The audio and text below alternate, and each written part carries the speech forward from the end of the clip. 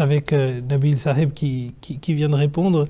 Alors, la question qui va suivre est assez intéressante et peut-être qu'on va prendre le temps d'y répondre. Elle concerne, c'est un certain monsieur Amadou Koné qui nous l'a écrit. Et ce qu'il demande dedans, c'est tel qu'il la formule, c'est que dit l'Ahmadiyya sur la lapidation à mort comme l'expiation du péché de l'adultère. En clair, quelle est en fait la position de l'islam Ahmadiyya sur la lapidation à mort?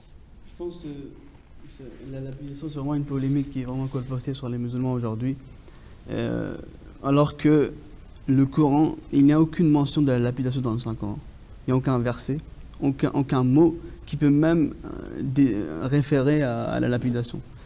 Donc, j'aimerais bien lire le verset dans lequel Dieu parle de cela.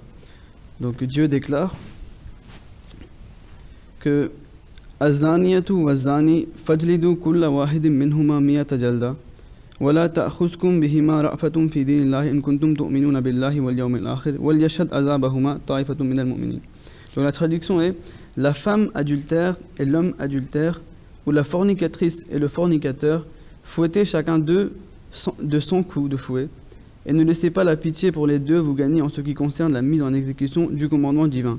Si vous croyez en Allah et au jour dernier, et qu'un groupe de croyants assiste à leur punition. Donc ce verset clairement mentionne que la punition ou le châtiment pour l'adultère, c'est 100 coups de fouet.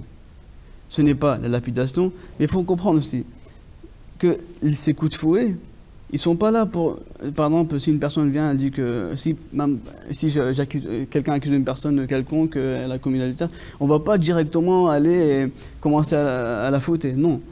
Il faut savoir qu'il faut 4 témoins pour cette scène. Il faut vraiment comprendre aussi que ce châtiment ne peut être que accompli sous un gouvernement islamique. Donc il faut vraiment comprendre cela. Et je pense que si vraiment, par exemple, si on fait partie d'un gouvernement islamique et tout le monde sait que le châtiment de l'adultère c'est sans fouet, il faut vraiment y aller de l'avant pour vraiment trouver ces 4 témoins tout d'abord. Donc vraiment, il faut savoir que la punition et le châtiment en islam, c'est pour la réforme. Ce n'est pas pour aller directement à l'avant et de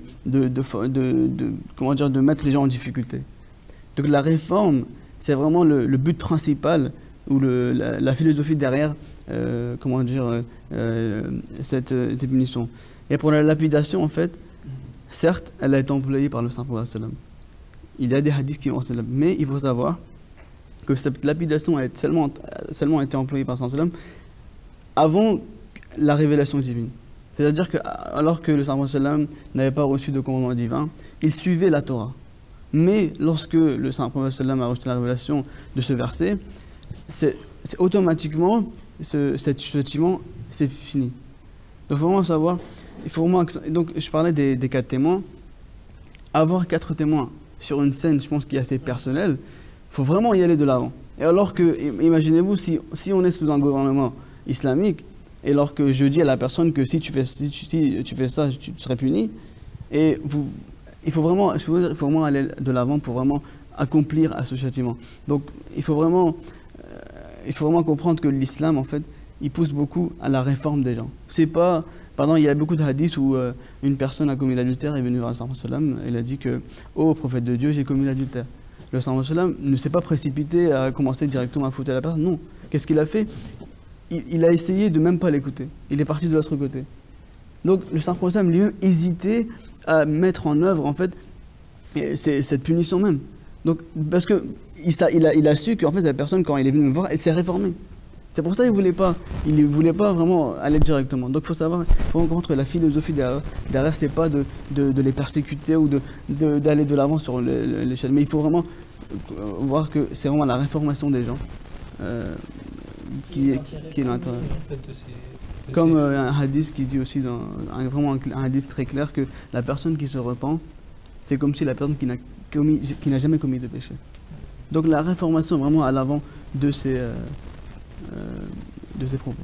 Et ce qui est important, comme il a souligné au tout début, Nabil Saïb, c'est que c'est le Saint-Coran qui est l'autorité finale.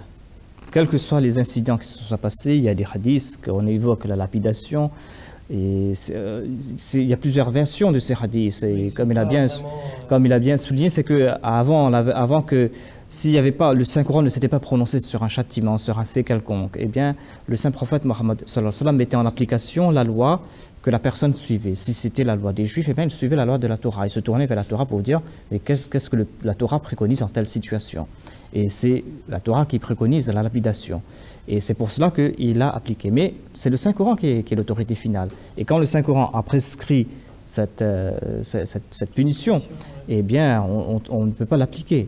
Et comme il a dit, il y a des conditions si difficiles à respecter que c'est presque difficile de trouver 4 témoins qui soient coupables, qui aient pu voir quelqu'un commettre cet acte, ou 2 personnes commettre cet acte. Oui, c'est vrai que c'est...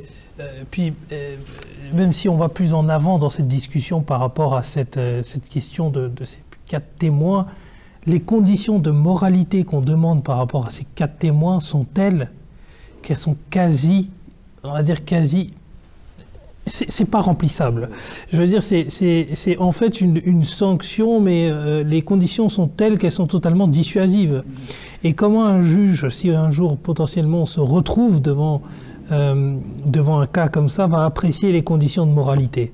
Parce qu'il faut connaître la personne, il faut savoir quelle a été son attitude, tant en société que dans sa vie privée. Enfin, c'est vrai que ce sont des conditions qui sont très dures, et c'est des conditions de moralité qui sont tellement subjectives que ça devient assez difficile de les appliquer. Et en plus, et c'est vrai que vous l'avez assez bien souligné dès le départ, c'est finalement, quand on parle de lapidation à mort pour tout ce qui est adultère, c'est pas de l'islam. En fait, ça n'a jamais été de l'islam dont on a parlé. C'est plutôt de l'ignorance en fait de certaines personnes qui se fondent sur cette somptueuse religion pour en créer une sorte de monstre à multiples facettes, et en plus on en fait un peu ce qu'on veut. Alors que les choses sont très claires, et vous avez très bien lu le verset, et ça permet très bien de l'attester. Les choses sont très claires, très précises, et que en fait le Coran ne souffre d'aucune imperfection sur le sujet. Au contraire, il aborde les choses très frontalement. Et donc, c'est vrai que c'est une réponse assez importante que l'on doit donner, surtout aujourd'hui dans les sociétés européennes, dans lesquelles parfois on reproche en fait à l'islam d'être dur, etc. C'est qu'en fait, l'islam n'a jamais prévu ça.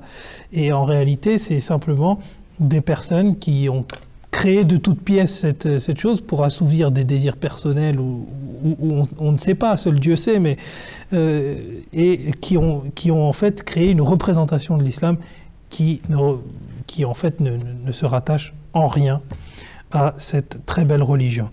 En tout cas,